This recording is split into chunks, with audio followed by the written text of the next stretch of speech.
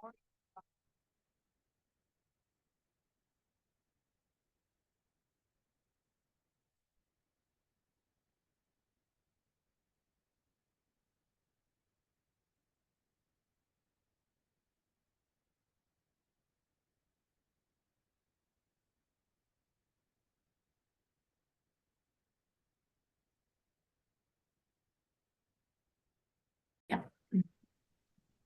All right, everybody. Thank you for joining us for another live coaching session. This one's very special. We're going to be going over goal setting for 2025, but we also have a special guest with us, which is Coach Rachelle. Hey, everybody. All right. Hi, Coach Rachelle. Mhm. Maureen, you should just stay in the office with me. Yeah. I probably don't need to introduce her, but I will because I think it's very important. You guys all get, I want to set the stage. Rachelle, and this is her bio. So, she's a dedicated fitness coach, certified trainer, nutrition coach, 20 years of experience.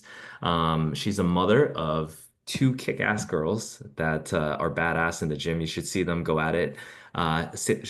Previously worked as a sales professional, so she definitely understands the challenge of balancing family, work, fitness. She specializes in helping beginners build confidence through fun, accessible workouts. She is a former Canadian national dragon boat paddler, obviously a Muay Thai practitioner who has competed at the ripe age. I won't say when, but Well, you can share. It's fine. at the ripe age of 40, which is amazing, over her 40s. And was it 40s? It was, right? Yeah, it was like my 40th, like I turned 40. It's a bucket list item. I would like to get into a ring. That is awesome. She's competed in a Muay Thai fight, a kettlebell enthusiast. And if you've obviously been to her workout, you know she brings infectious energy, bad dancing to every Yeah. class. Welcome, Rachelle. Thank you. Hi, guys. Yay! Welcome, Coach Rachelle. Hi, guys. Welcome. Well, okay, so Rochelle, she got our Dragon of the Year award, which is it's a very special award that the team actually votes off, and she earned it this year. So I wanted to do before we go into goal setting for this year, I think it'd be a perfect time just to interview her and get a little bit, learn a little bit more about her. So Rochelle, you got the Doty Award. I What was does pretty that? surprised. What did receiving the reward mean to you? I think like with anything, it's always really nice to be recognized by your peers. It's funny because I'm very noisy, but I'm kind of shy when it comes to recognition. I don't really like to highlight myself. I really like to highlight the achievements of my clients, my colleagues. So it's nice to be recognized, but at the same time, I don't know. I don't like to toot my own horn, I suppose. So yeah, it felt good, especially since I took 5 weeks off to travel to Thailand. I was I'm glad that in spite of that, my efforts were recognized. Awesome. You've spoken like a true coach and a mother. So that's Yeah. a that's amazing. Um, talk about just talking about your impact that you've made. Was there a moment this year where you felt you made a real impact to Fight Fit in the community? I don't think that I can narrow it down to one. There's many moments. There's many moments when folks appear to be struggling, and if I can give them that little belief in themselves, and Maureen maybe can even attest to this. I always tell my clients, I wish you could see yourselves the way I see you. And one of our mantras here at Fight Fitness is to unleash your inner champion. But I just really want folks to understand that there's so much, they're capable of so much more. And if I can do that, and I guess I want to say that there's been a lot of moments where that's happened, where somebody's just had an aha moment, like, oh my God, I didn't think I could do this, and now I can. There's no greater joy for me. Awesome. So it's really hard to narrow it down to one because there's just been multiple, and every time it's the same rush for me when a client has that aha moment that, yeah, I'm pretty kick-ass. Love it. Yeah, I think, yeah. So just for some folks who've had kind of worked with me, I mean, Doug, I think even too, like when you had your race and you found me, like that was a big moment for me too. And then we were like kicking butt for that race. Even for you, Joe, you watching you, um, finish your like just crush 41K and to witness you at that 40K mark. Nothing brought me bigger joy just to be able to cheer you on, get you through that finish line. Maureen too, I think we've had many moments. So Yeah, many, um and it's many. yeah, it's really hard to nail it to one, but every time each one just fills me. It fills my cup. Yeah. So yeah, It's the accumulation, and it's just the like accumulation. Yeah. you're right. You're right. The highlight is our clients and their achievements. Really, that's what makes this job So rewarding. rewarding. Absolutely. Yeah. Exactly. Love it. Yeah. Another question. What do you think your biggest challenge you've ever faced, and how did you overcome it? Ah, Joe. Okay. I think when you experience loss. So I lost my dad very early in life. In my 20s, I lost my best friend a few years ago. And overcoming grief, I think that you can overcome grief through movement. And I don't know that you overcome grief, but you have to, it's made me recognize tomorrow is not promised. Tomorrow is not promised. So live your life to the fullest. So sometimes people ask me, like, why do you do these things?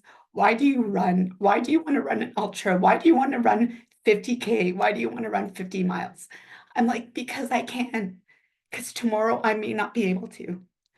Um, so maybe it's not a challenge per se, but I have a very acute understanding that tomorrow's not promised. So I want to ensure I didn't think I'd cry. I'm not gonna lie.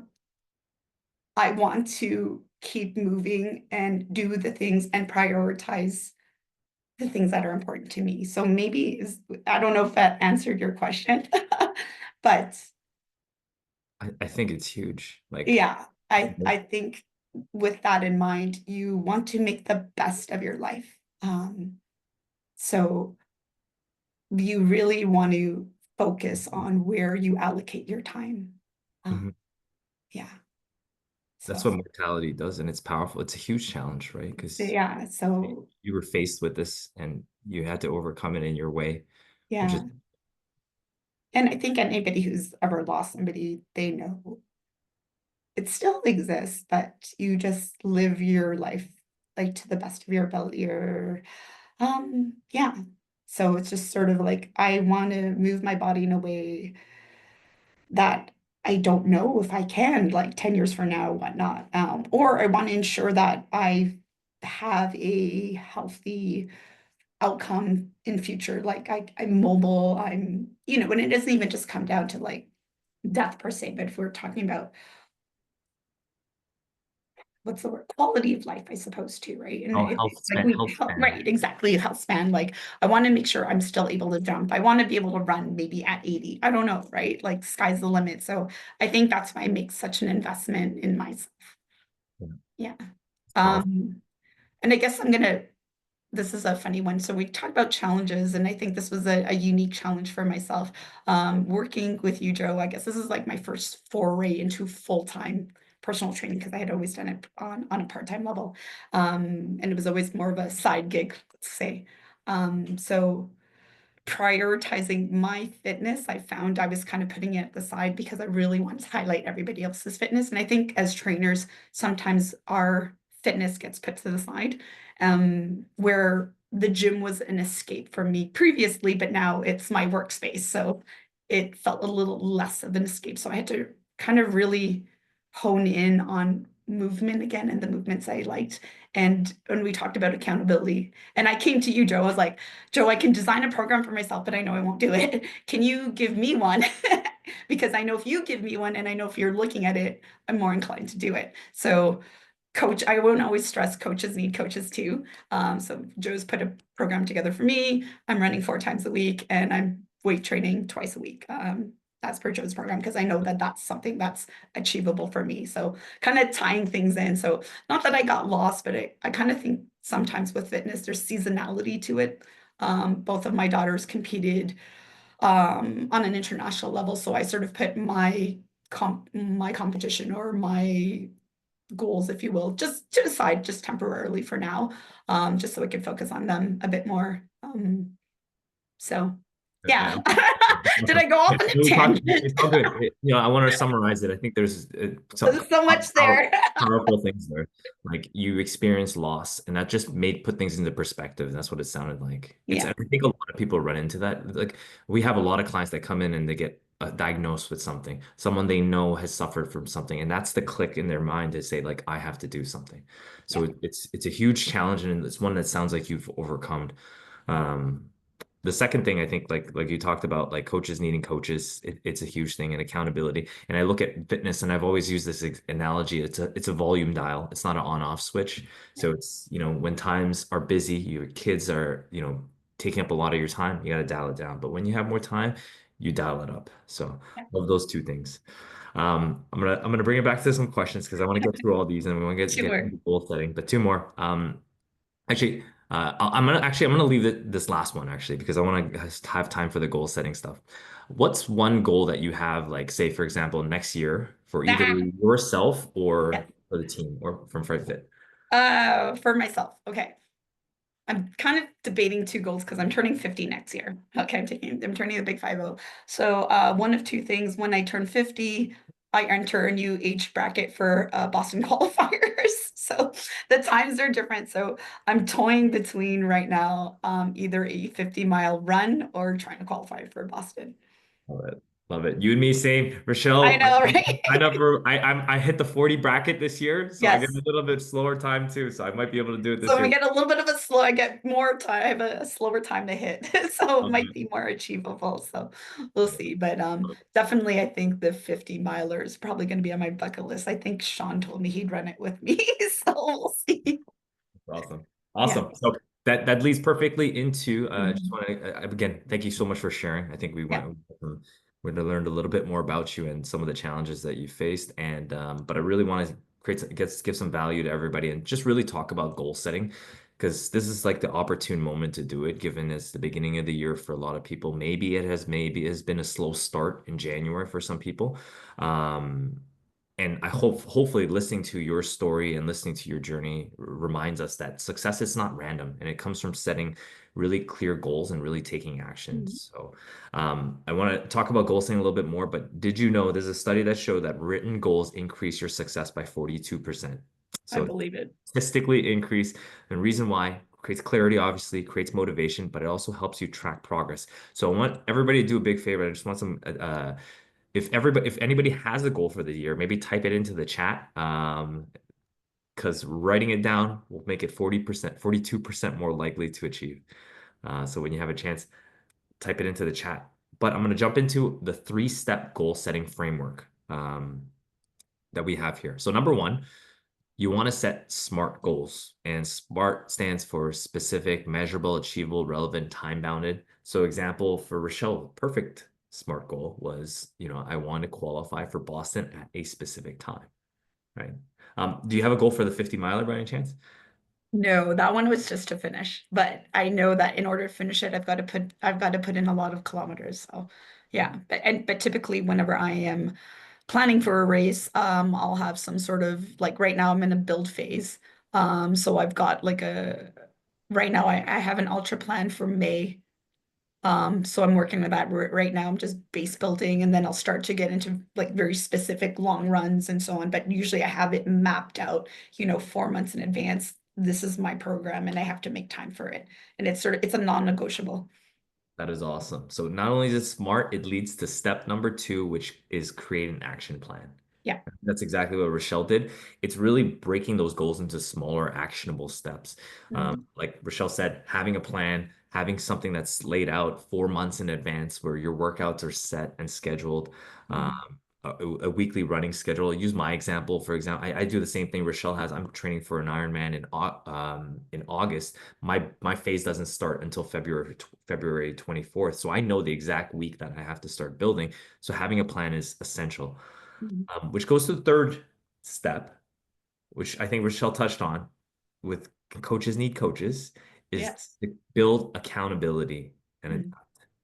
Like by far, like everybody, you could set a goal, you can get the best plan in the world by you can go on the internet. I always tell this to people, like when people come out to a fitness program, I was like, listen, like what are you looking for? Because if you're looking for a nutrition plan, you probably could have Googled one. If you're looking for a workout plan, you could have went on like Men's Health or you could have went on Women's Health and saw a workout plan.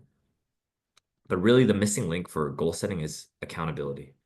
And a couple steps to do with that is to share a goal with a coach, a friend, a group like you guys have now. So I'm actually going to take an opportunity to share what some of you guys have dropped in the chat. Maureen, half marathon and able to do a pull-up. Awesome. Very specific, very Ooh, measurable. Maureen. Andrea, awesome goal too. Keep up with fitness and just Yeah, maintaining it. That's a perfect goal. Good. good. Doug, 15 minutes half marathon time. That is sick. Yeah. Like, yeah. Doug, me and you speed work Mhm. in the summer.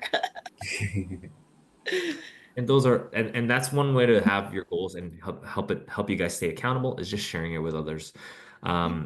The key with all this is you want to make sure we're tracking our progress weekly. So if you are setting the goal of shaving off 15 minutes, like Rachelle was saying, speed work is key. Tracking those types of things. Maureen, if you want to do a run a half was it Half marathon. half Yeah. marathon? Yeah. Maureen, can I add, we're gonna comfortably run it. Yeah. Yeah, you know what I'm talking, right? Because you Yeah. can do it now, but you're gonna feel good. Exactly. Yes. You're gonna That's feel the key. good running it. Yeah. Love that. Love that. Yeah. And the last piece to this about building accountability is to celebrate small wins. I think sometimes we can get so like the big picture, we want this goal, but every week is a celebration. Every workout is a celebration that you've actually finished it. Because those are the building blocks to hit that big goal at the end. Yeah. Rochelle, anything you want to add to that? No, no, you nailed it. Yeah. And I think we also should recognize like sometimes life gets in the way, but having a plan that's also flexible and making space for that just because your plan gets derailed a bit, you can come back to it. So you don't just abandon the plan. I think it's important to stress that too. Sometimes, like, the plan is executed. It's not a flawless execution, but just recognizing and giving yourself grace that you can come back to things. Yep. Yep. 100%. Like if you miss the workout, make sure you just get the next one. It's as That's simple as exactly that. it. Yeah. Like if you missed the workout, you didn't show up to the next one. Yeah. Absolutely. Love it. And things are going to happen. It's never going to Yeah. go perfect. Yeah. Like what's that Mike Tyson quote? Everybody has a plan when they get into a fight until Until they get punched in the face. And that's exactly. So true. So true. Yeah. So appreciate you guys all for sharing Mhm. you're sharing your goals with us. I do want to make a special announcement to everybody here and everybody listening. Because you know how important goal setting is. I want to offer everybody that is a part of our members a one-on-one coaching session with one of our coaches. Just take 15 minutes, chat it out with the coach, create a plan. We're going to sit down with you. We're going to book these calls with every single person. We're going to try to get everybody. That's our goal. Our goal is actually literally to get Yes. everybody and put a definite goal for 2025 Mhm. because we want to have it front and centered so that you guys are stay motivated, you guys stay consistent. Mhm. And success starts with the first step, guys. So Yeah. hopefully this will kick off your 2025 to make it the best year yet. Rachelle, anything you want to add? No, you nailed it. So yeah, I've got specific goals. I love the goals that I've read so far. So let's get them. Yeah, and we're always just here to support you in any way you need. Awesome. So I'm gonna pause. I'm gonna stop this